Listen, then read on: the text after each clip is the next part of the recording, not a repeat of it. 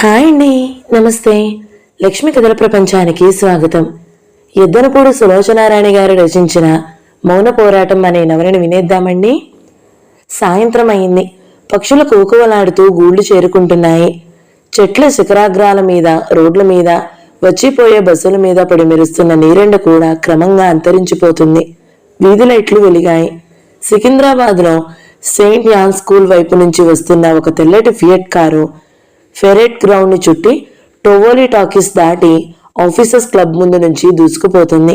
ఆ కారు తెల్లటి పిట్టల రద్దీగా ఉన్న ట్రాఫిక్ మధ్య నుంచి ఆటోలని, స్కూటర్లని, లారీలని, బస్సులని, సైకిళ్లని, కూరగాయ బళ్ళని, మధ్య మధ్యలో స్పీడ్ బ్రేకర్స్ లా ఎదురవుతున్న గేదెలని, వాటికి తగలకుండా అంగుళం వాసిలో తప్పించుకుని ముందుకు వెళ్ళిపోతుంటే రోడ్డు మీద వెళుతున్న వాళ్ళు అమ్మయ్య, ప్రాణ ప్రమాదం జరగలేదు అని గట్టిగా ఊపిరి పీల్చుకుని రివ్వున తుర్రుమంటున్న కారు డ్రైవ్ చేస్తున్న వ్యక్తి అమ్మాయి అని గుర్తించగానే ఆడపిల్లలు మరీ బరితెగించేస్తున్నారు అని కొందరు దుమదుమలాడితే, మరికొందరు ఆహా, ఆడపిల్ల అయినా ఎంత బాగా డ్రైవ్ చేస్తుంది, అసలు ఆ కారే ముద్దొస్తుంటే దాన్ని నడిపే అమ్మాయి ఇంకా ముద్దొస్తుంది, ఏం పొగరు, ఏం వేగం అని లోలోన ప్రశంసాపూర్వకంగా మెచ్చుకుంటున్నారు. మరికొంతమంది ఆ కారు ఖరీదు, ఆమె ముఖంలో అందం, ఆ డ్రైవ్ చేసే వేగంలో చురుకుదనం, నిర్భయత్వం చూసి ఈర్షతో కనుబొమ్మలు కొడించి ఎందుకో భగవంతుడు ఇంత పక్షపాతం చూపించి జనాన్ని ఏడిపిస్తుంటాడు అని ద్వేషభావంతో చిరాకు పడుతున్నారు. కారులో వ్యక్తి మాత్రం ఇదేం పట్టనట్టు అలవోకగా డ్రైవ్ చేస్తుంది. ఆమెకు వేగం అంటే చాలా ఇష్టం. స్టీరింగ్ ఎప్పుడూ కంట్రోల్లో ఉంటుంది. డ్రైవింగ్లో ఏకాగ్రత, జాగరూకత ఉంటాయి. ఒక ముసలాయన వేగంగా వస్తున్న కారుని చూసి భయపడి పేమెంట్ మీదకు పరిగెత్తడంతో తూలిపడబోయి ఎలాగో ఆపుకున్నాడు. ఆ అమ్మాయి వెళ్ళిపోతున్న కారులో నుంచి ఫ్లాష్లా ముఖం తిప్పి చెయ్యి ఊపుతూ బాయ్ గ్రాండ్ పా అంటూ నవ్వింది. ముసలాయనికి తన మీదకే వచ్చినట్టుగా అనిపించిన ఆ కారు దురుసుతనం చూసి ఒళ్ళు మండిన ఆ పలకరింపుకి ముఖం విప్పారింది. ఎంత చక్కటి ముఖం, విరిసిన పువ్వులా కలకలలాడిపోతుంది. ఆయన వెళ్ళిపోతున్న కారు వంక సంబరంగా చూశాడు. కారు ఆఫీసర్స్ క్లబ్ దాటిన తరువాత కొన్ని గజాల దూరంలో యూత్ సర్వీస్ అసోసియేషన్ అని గేటు అర్ధచంద్రాకారంలో బోర్డు ఉన్న భవనం ఆవరణలోనికి వచ్చి ఆగింది. అక్కడ మొక్కలకి నీళ్లు పోస్తున్న తోటమాలి ఈ కారుని చూడగానే చేస్తున్న పని వదిలేసి పరుగున వచ్చాడు. అప్పటికే కారు దిగిన అమ్మాయి వెనుక సీటులో ఉన్న టేబుల్ టెన్నిస్ బ్యాట్ తీసుకుంటూ అక్కడికి వచ్చిన తోటమాలిని చూస్తూ అప్పికి జ్వరం తగ్గిందా చంద్రయ్య అని అడిగింది. తగ్గిందమ్మా, మా ఆడవాళ్లు మీ దగ్గరికి రావాలని అనుకుంటున్నారమ్మా అన్నాడు. నా దగ్గరికా? ఎందుకు? మీరు ఆ వర్షం రోజున మా అప్పిని మీ కారులో డాక్టర్ గారి దగ్గరికి తీసుకువెళ్ళిపోయినట్లయితే మా అప్పి చచ్చిపోయేదని అనుకున్నాము. ఆ రోజు మీరు హడావిడిగా వెళ్ళిపోయారని, మీకు కనిపించి మా అప్పి చేత దండం పెట్టించారని అతని కంఠంలో ఎంతో కృతజ్ఞత, వినయం కనిపిస్తున్నాయి. పో చంద్రయ్య, నేను చేసిన సాయం కాస్త, నువ్వు చెప్పేదేమో కొండంత. అప్పి కులాసాగా ఉంది కదా, అది చాలు. అలా రావడాలు, దండాలు పెట్టడాలు అలాంటి పిచ్చి పనులు చెయ్యొద్దు అంటూనే గబగబా మెట్లెక్కి ఎత్తున ఉన్న భవనంలోకి వెళ్ళిపోయింది. లోపల పెద్ద హాలు ఉంది. అది పేరుకి యూత్ సర్వీస్ అసోసియేషన్ అని ఉన్నా అక్కడ మధ్య వయసు వాళ్ళు కూడా చాలా మంది ఉన్నారు. అక్కడక్కడ వేసి ఉన్న టేబుల్స్ దగ్గర కొంతమంది పేకాట ఆడుతుంటే మరికొంతమంది ఏ కూల్ డ్రింక్ తాగుతూ కబుర్లు చెప్పుకుంటున్నారు. కుడివైపున దూరంగా నలుగురు మిక్స్డ్ డబుల్స్ టేబుల్ టెన్నిస్ ఆడుతున్నారు. వాళ్ళు బంతిని బ్యాట్తో కొడుతున్న శబ్దం టక్ టక్ మని వినిపిస్తుంది. ఆ అమ్మాయి హాల్లో అడుగు పెట్టిందో లేదో ఇంతలో దూరంగా ఇద్దరు వ్యక్తులతో మాట్లాడుతున్న ఒక అతను ఆమెను చూడగానే సంభాషణ మధ్యలోనే త్రుంచి వేసినట్లుగా ఆపేసి వారితో చెప్పనైనా చెప్పకుండా హలో మేధా అంటూ గబగబా అమ్మాయి వైపు వచ్చేశాడు. ఆ అమ్మాయికి దగ్గరగా వచ్చేసి అంగుళం దూరంలో ఆగినట్టుగా ఆగిపోతూ, మేధా, నీ కోసం గంట నుండి వెయిట్ చేస్తున్నాను. చేతి గడియారం చూస్తూ టైం చూసి ఇప్పుడు 6 గంటలైంది. నేను 5 గంటలకే వచ్చేశాను అన్నాడు. సారీ విజయ్ అంది ఆ అమ్మాయి. నో, నువ్వు సారీ చెప్పకూడదు అన్నాడు అతను. ఎందుకని అంది. నువ్వు ఎదుటి వాళ్ళ చేత చెప్పించుకోవాలే తప్ప నువ్వు ఎవరికీ చెప్పకూడదు. You are born like that. చాలు విజయ్, చాలు. ఈ మాటలు ఎవరైనా వింటే ఈ విజయ్ ఎంత అతిశయాన్ని మాట్లాడతారు అని అనుకుంటారు సుమా. భయం నటిస్తూ చుట్టూ చూసింది. వారిద్దరూ మాట్లాడుతుంటే చూసిన వారికి వారిద్దరూ చూడముచ్చటైన జంటగా కనిపిస్తున్నారు. అతను హుందాగా ఉన్నాడు. ఖరీదైన బట్టలు, అతనిలోని తెలివి, సంస్కారం ఉట్టిపడుతున్నాయి. గౌరవ మర్యాదలు అనేవి అతని ఉచ్ఛ్వాస నిశ్వాసంలా అనిపించేట్లుగా మర్యాద అనేది ఇవ్వడం, ఎదుటివారి నుంచి పుచ్చుకోవడం అతని జన్మ హక్కుగా భావించే మనిషిలా ఉన్నాడు. అతనికి మేధ అంటే ఇష్టంలా ఉంది. అది ప్రదర్శించడంలో అతను మొహమాటంగాని వెరువుగాని కనబరచడం లేదు. మేధ అతనితో మాట్లాడే తీరు కూడా చనువుగానే తెలుపుతుంది. మేధ, రేపు సాయంత్రం బంజారాలో పార్టీ ఉంది. నువ్వు నా చీఫ్ గెస్ట్వి. దేనికి? నేను లయన్స్ క్లబ్కి ప్రెసిడెంట్ని అయ్యానుగా. అబ్బా, దానికి కూడా పార్టీయా? అలా అనుకో. నాకు ఇష్టం లేదనుకో. మా వాళ్ళు వినడం లేదు. నువ్వు తప్పక రావాలి.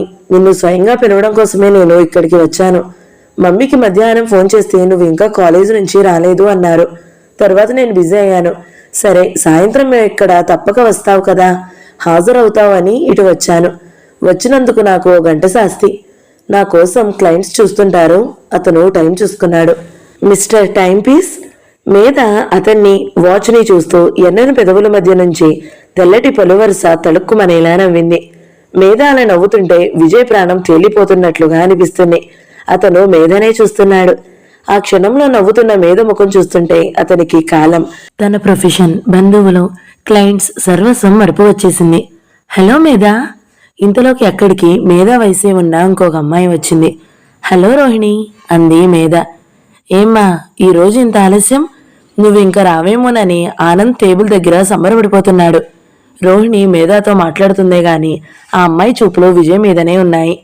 గుడ్ ఈవినింగ్ విజయ్ అంటూ పలకరించింది. గుడ్ ఈవినింగ్ అతను ముక్తసరిగా యాంత్రికంగా పలికాడు. మీరు లయన్స్ క్లబ్ ప్రెసిడెంట్ అయ్యారటగా. కంగ్రాచులేషన్స్ అంది రోహిణి. థ్యాంక్ యూ అన్నాడతను. అతనికి మేధతో మాట్లాడాలని ఉంది. ఇంతలో పానకంలో పుడకలాగా ఈ అమ్మాయి వచ్చేసింది.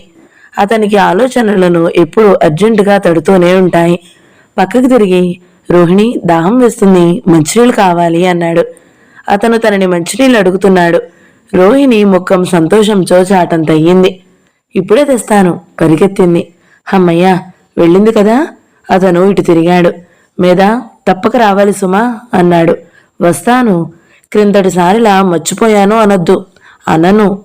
అతను మళ్ళీ అప్రయత్నంగా టైం చూసుకున్నాడు.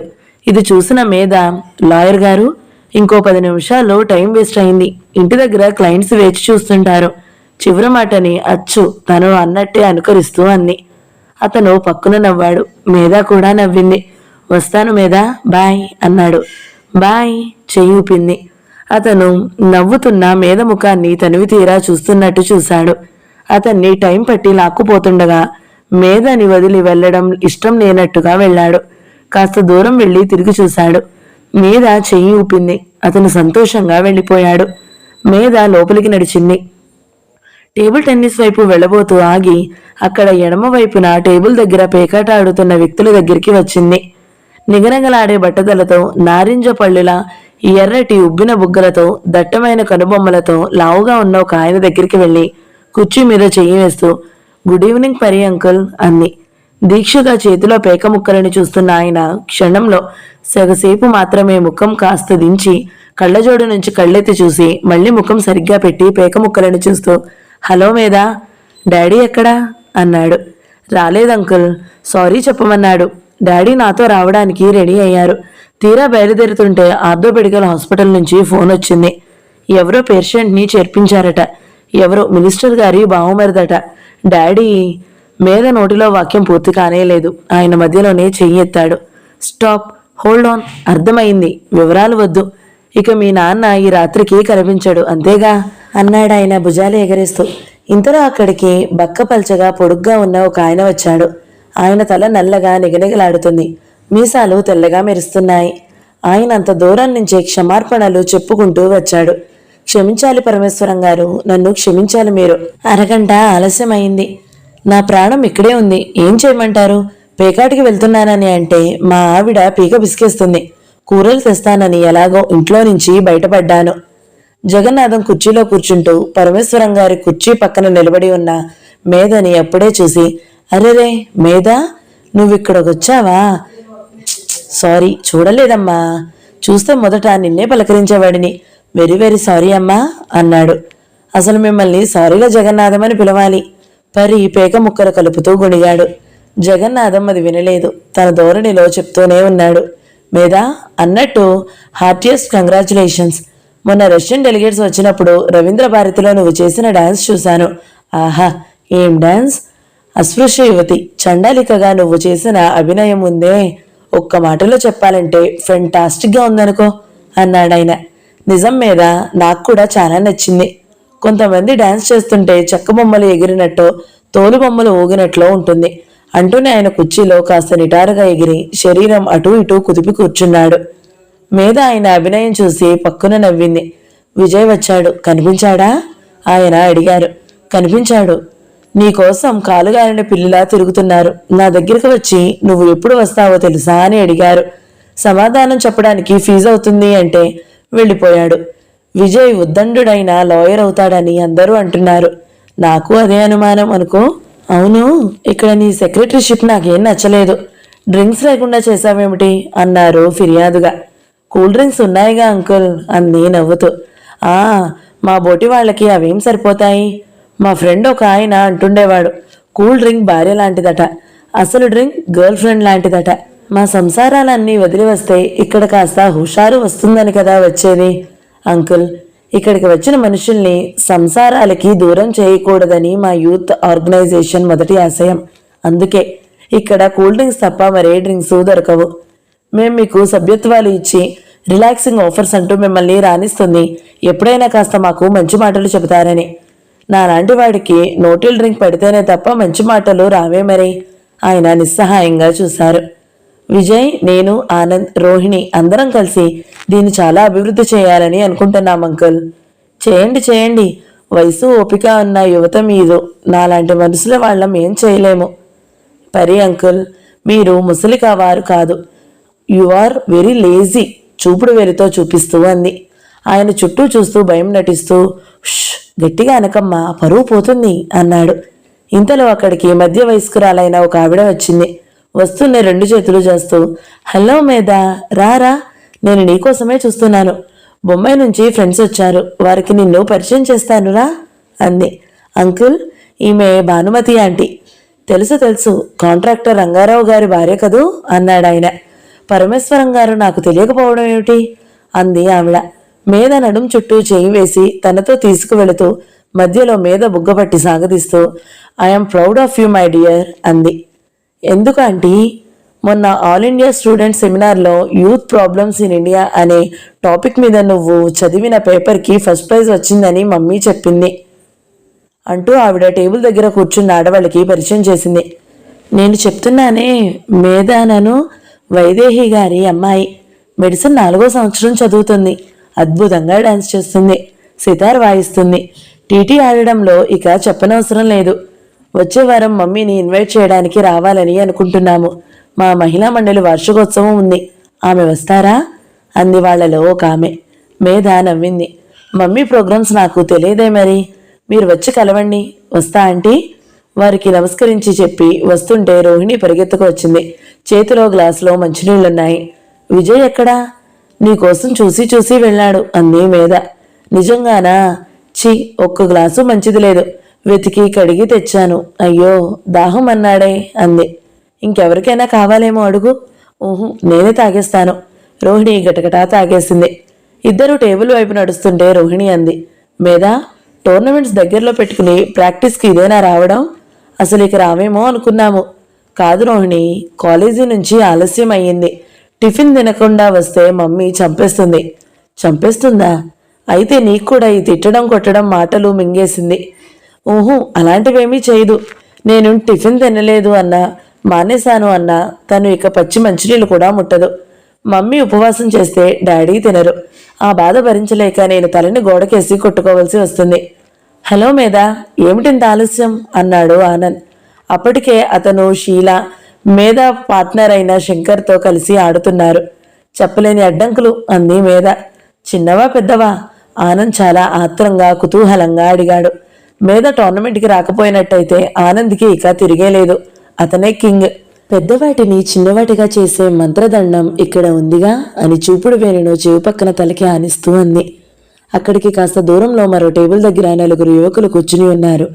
వారిలో పొడుగ్గా బలిష్టంగా ఉన్న ఒక యువకుడు సీను. ఎవర్రా అమ్మాయి అన్నాడు. అతని శరీరం బలిష్టంగా ఉంది. కాళ్ళు చాచుకుని వెనక్కి ఆనుకుని ఎడం చెయ్యి కుర్చీ చుట్టూ వేసి కూర్చున్నాడు. ఆ కూర్చోవడంలో నిర్లక్ష్యం, అతిశయం, అహంకారం స్పష్టంగా కనిపిస్తున్నాయి. సీను చెప్పాడు, ఆ అమ్మాయి తెలియకపోవడం ఏమిటి గురు? మేధ, డాక్టర్ బాలసుందరం గారి అమ్మాయి. అసలు వైదేహి గారి అమ్మాయి అంటే ఇంకా బాగా తెలుస్తుంది. తెల్లవారి పేపర్ తెరిస్తే ఏదో ఒక మీటింగ్లో ఆవిడ గారి ఫోటో రాకుండా ఉండదు. ఆవిడ గారి మూలంగానే ఆ డాక్టర్ గారి పేరు అంత పాపులర్ అయిందని నా నమ్మకం. ఏం క్లబ్ ఇది? పేరుకి యూత్ సర్వీస్, కనీసం డ్రింక్స్ అయినా లేవు. వట్టి ముసలమ్మల క్లబ్లా ఉంది. ఇందులోనా నన్ను చేరమని ప్రాణాలు తోడుతున్నావు? పొడగాటి అతను విసుక్కున్నాడు. ప్రదీప్, డ్రింక్స్ కావాలనుకుంటే ఇక్కడే దొరకాలా ఏమిటి? దీనికి నువ్వు తర్వాత ప్రెసిడెంట్ అయితే ఆ విజయ్ పొగరు అడుగుతుంది. మన గ్రూప్ దే పైచేయి అవుతుంది. ప్రదీప్కి అప్పటికే ఎదుటివారి మాటలు చెవులకు ఆలకించడం మానేశాయి.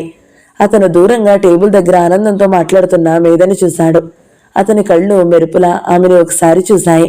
తరువాత తీరిగ్గా మెల్లగా కంసాలి చేతివేళ్లలో తడిమి చూస్తున్న నగని పరీక్ష చేసి దాని విలువని అంచనా వేస్తున్నట్టుగా చూపులతో ఆమె శరీరాన్ని తాకుతూ తదేకంగా నిస్సంకోచంగా చూడసాగాడు. సీను భుజం మీద కొట్టి, ప్రదీప్, ఒరేయ్ వెళ్ళి ఆ అమ్మాయిని మాట్లాడించరా, ఇటు తిరుగుతుంది అన్నాడు. వద్దు గురు, ఒకసారి వెళ్ళి అనవసరంగా మాట్లాడించబోయి చెంపదెబ్బ తిని వచ్చాను. అందరూ ఆసక్తిగా చూశారు. మిస్ బాత్రూంకి వెళ్ళాలి, దారి ఎటు అనబోయి కంగారులో మిస్ బాత్రూంకి వెళతావా, దారి ఇటు అన్నాను. అప్పుడేమైంది? చెంప చెండుమంది. అందరూ ఒక్కసారి నవ్వారు. ఐ లవ్ హర్ అన్నాడు ప్రదీప్. అతని కళ్ళు మెరుస్తున్నాయి. ఏమిటి ప్రదీప్, లవ్ ఎట్ ఫస్ట్ సైటా? మన్మధుడి ప్రేమ బాణం తగిలిందా అన్నాడు ఇంకో అతను. ఆ అమ్మాయిని పెళ్లి చేసుకోవాలి అనుకుంటే ఆ వ్యక్తి కుబేరుడైనా కావాలి, లేక చదువులో ఉద్దండుడైనా అయ్యుండాలి.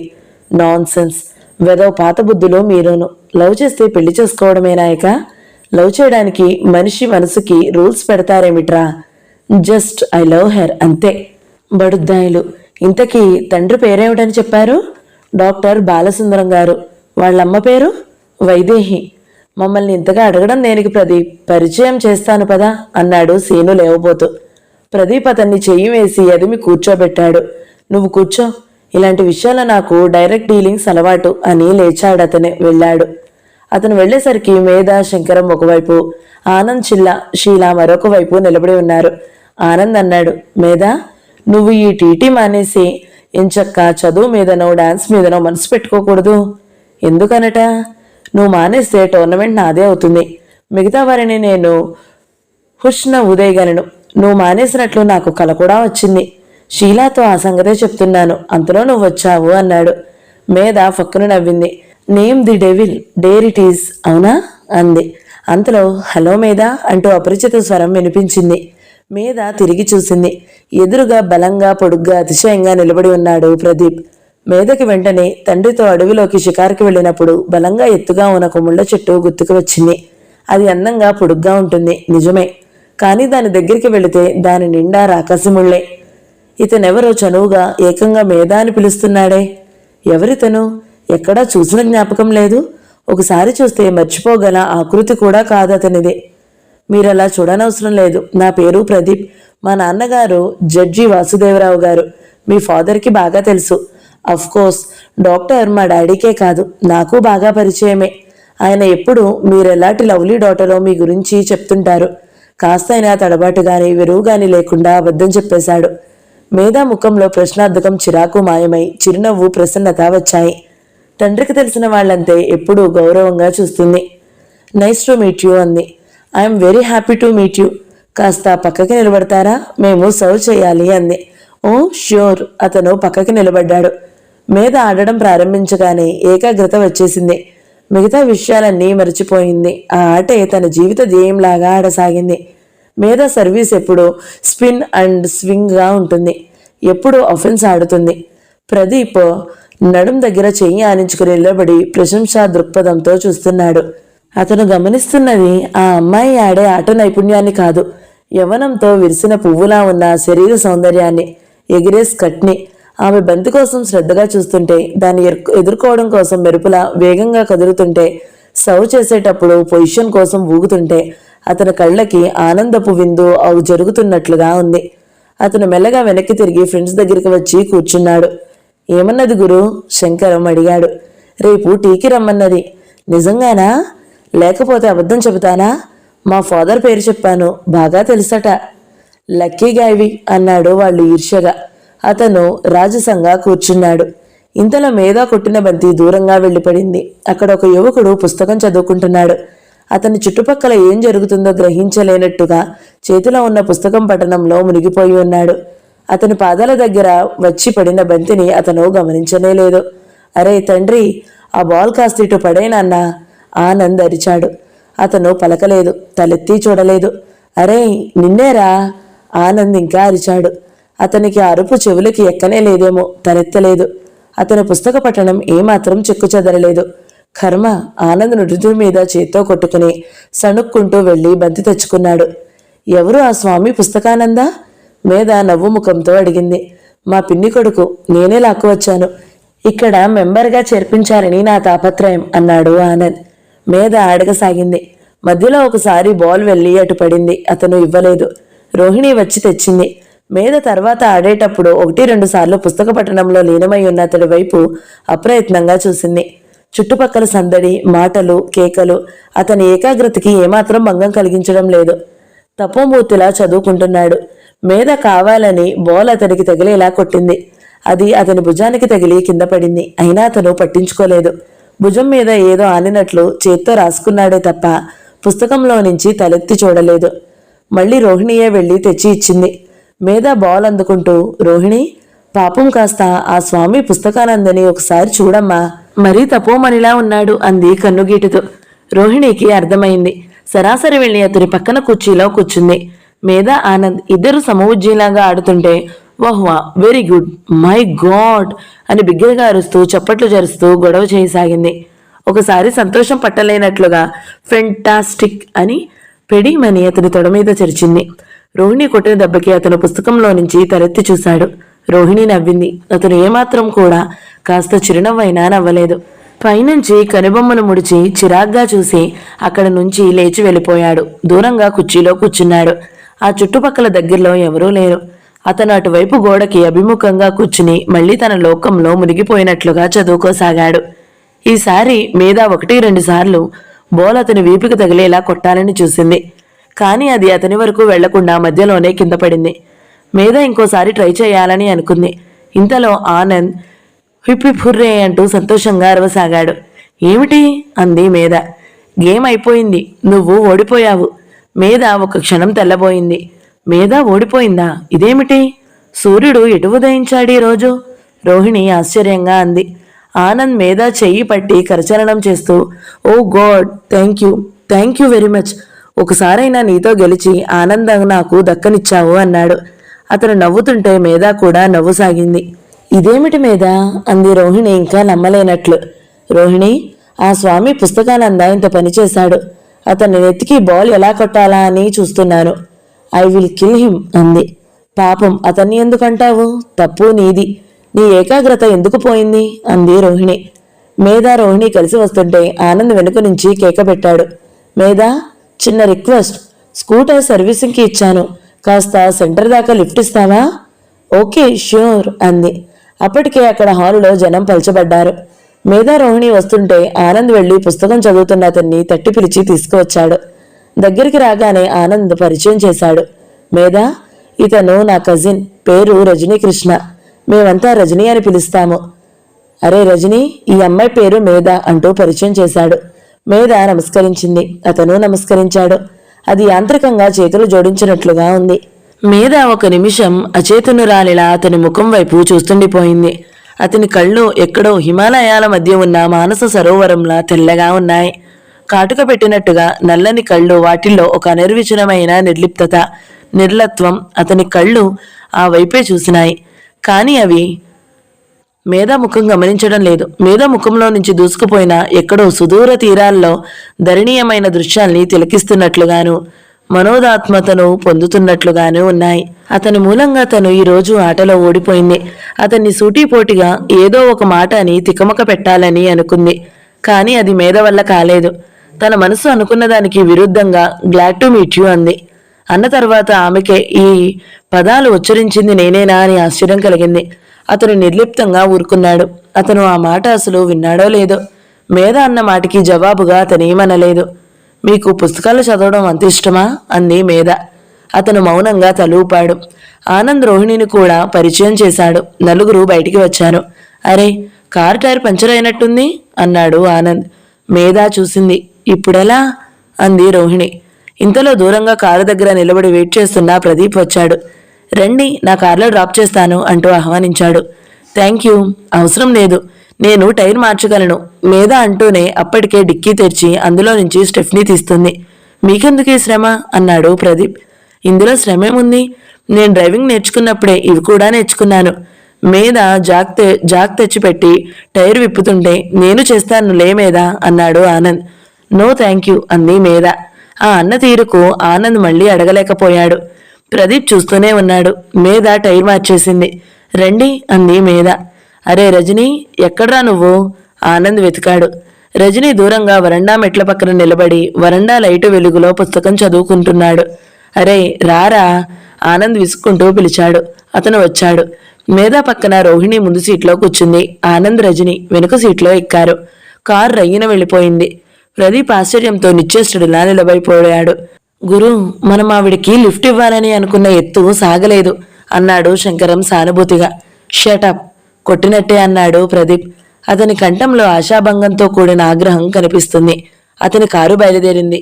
ఆ బుక్ పరంగారు ఎవరు అన్నాడు ప్రదీప్ డ్రైవ్ చేస్తూ. అతను ఆనంద్ కజిన్, పేరు రజని. రజని? అదేం పేరు ఆడంగిలా? అతని విషయం తనకి చాలా కంపరంగా కలిగిస్తున్నట్లుగా అన్నాడు. ఏం చేస్తున్నాడంటారు అడిగాడు. ఏదో అడ్వర్టైజింగ్ కంపెనీలో పనిచేస్తాడట. బస్ స్టాప్లో చూసిన పుస్తకం చదువుతూ కనిపిస్తాడు గురు అన్నాడు శంకరం. అందుకే అన్నాను పుస్తకాల పురుగు అని ప్రదీప్ అన్నాడు. అతనికి దూరంగా మేధా కారు కనిపించింది. అతని పాదం యాక్సిలేటర్లో నొక్కింది. స్పీడ్ పెరిగింది. ఎంత వేగం పెంచినా దూరంగా తెల్లటి పిట్టలా తుర్రుమంటున్న కారు ఇంకా ఇంకా దూరమయ్యి చుక్కలా మారి కనిపించకుండా మాయమైంది. మేధ కారు దిగి వచ్చి ఎదురుగా ఉన్న ఒక ఇంటి మెట్లెక్కి వెళ్లి కాలింగ్ బెల్ నొక్కింది. కాలింగ్ బెల్ పక్కనే రవిచంద్ర అనే నేమ్ ప్లేట్ ఉంది. మేధ ఒకసారి ఇష్టంగా ఆ పేరు వైపు చూసింది. ఇంతలో తలుపు తెరుచుకుంది. తలుపు తీసిన యువతికి సుమారు 25 ఏళ్లుంటాయి. కాస్త వదులుగా జడ వేసుకుంది. పెద్ద బొట్టు పెట్టుకుంది. మెడలో నల్లపూసల గొలుసుకి వేసుకున్న మంగళసూత్రాలు ఉన్నాయి. చేతులకి తోపు రంగు మట్టిగాజులు ఉన్నాయి. మనిషి సృష్టిగా, ఆరోగ్యంగా, ముఖ్యంగా ఆనందమైన జీవితం గడుపుతున్న వ్యక్తిలా చూడగానే తెలిసిపోతుంది. లోపల నుంచి ఎవరో వస్తున్న శబ్దం అవగానే మేధ పక్కకి తొలగి చీకటి నీడు చాటున పొంచి నిలబడింది. తలుపు తీసిన యువతి ఎవరు అంటూ వచ్చి అక్కడ ఎవరూ లేకపోవడం చూసి ఎవరూ లేరేమిటి అనుకుని లోపలికి తిరిగి, ఏమండి, అసలు కాలింగ్ బెల్ మోగిందా నేను అనుకున్నానా అని అనుమానంగా అడిగింది. టీవీ చూస్తున్న అతను, మోగింది సుహాసిని అన్నాడు. ఇంతలో పక్క నుంచి చెంగున ఎగిరి వచ్చి మేధ భో అంది. సుహాసిని అంతెత్తున ఉలిక్కిపడి వెనక్కి తగ్గింది. మేధ కిలకిలా నవ్వింది. సుహాసిని వెన్ను చరుచుకుంటూ, అబ్బా నువ్వా మేధ, హడలి చచ్చాను, రా రా లోపలికి.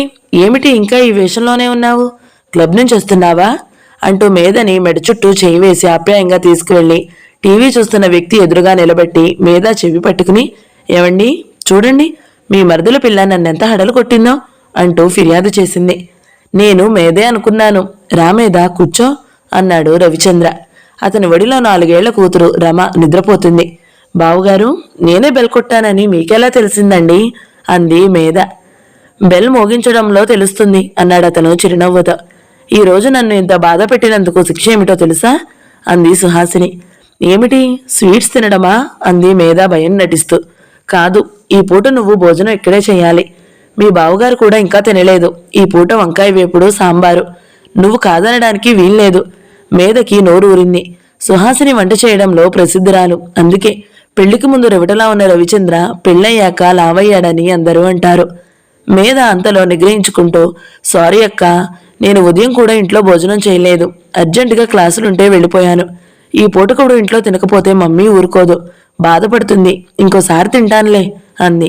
ఎంతసేపు మమ్మీ? మమ్మీ ఏమనదు. వద్దక్క ప్లీజ్. ఊహు, కాదనడానికి వీల్లేదంతే. సుహాసిని వంటింటి వైపు వెళ్ళింది. మొగుడు మీద పెత్తనం చెలాయించడం అలవాటు అయిన వాళ్ళకి ఊరందరి మీద పెత్తనం చెలాయిస్తారు అన్నాడు రవిచంద్ర నవ్వుతూ. అప్పుడు ఆ ఊరు వాళ్ళంతా వచ్చి ఆ భర్తలని తన్నాలి అంది మేధ. నేనిప్పుడేం చేశాను అంది సుహాసిని. మేధ అంత కాదని అంటుంటే ఊరుకోరాదు, బలవంతం చేయడం దేనికి అన్నాడు. మీకు తెలీదు, మీరు ఊరుకోండి ముందు. మేధ ఇక్కడే భోజనం చేస్తుంది. మన ప్రేమ ఒకరిని బాధ పెట్టకూడదు, అంతేనంటారా? అంతేగా మరి, అతను ఎంతో సరళమైన కంఠంతో చెప్పాడు. సుహాసినిని అతని వైపు చూసింది. అతను చూశాడు.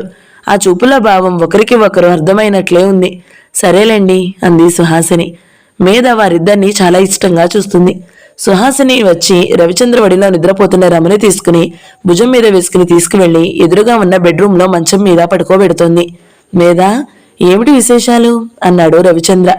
అతన్ని పలకరింపులో చిన్న చెల్లెల పట్ల అన్నగారు చూపించే ఆత్మీయత ఉంటుంది. విశేషం ఉంది బావుగారు. మేధ లేచి వెళ్లి అక్కడ ఉన్న పడక్కుర్చీలో పడుకుంది. పాతకాలం పడక్కుర్చీ అది. రవిచంద్ర తండ్రిదట.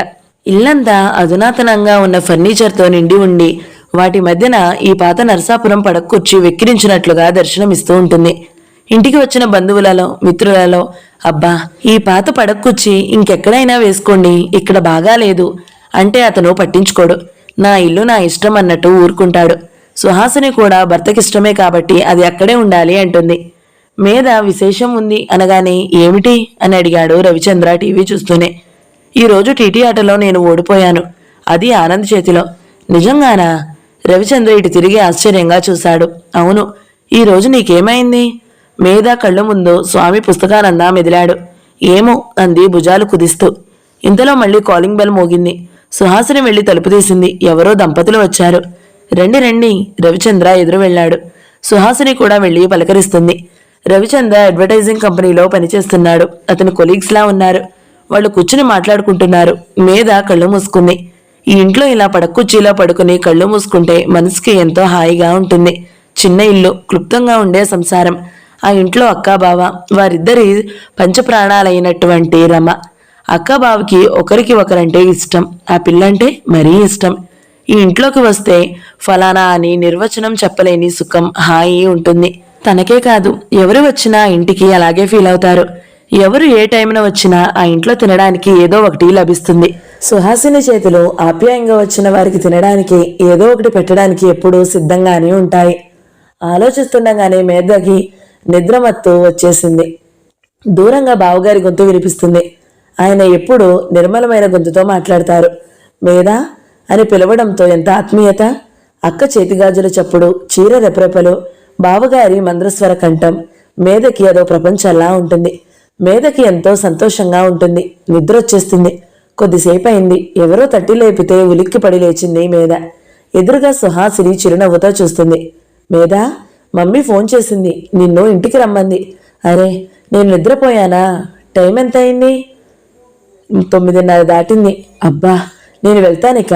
మేధ లేచింది. వస్తుంటే వెనుక నుంచి మేధ అని పిలిచింది.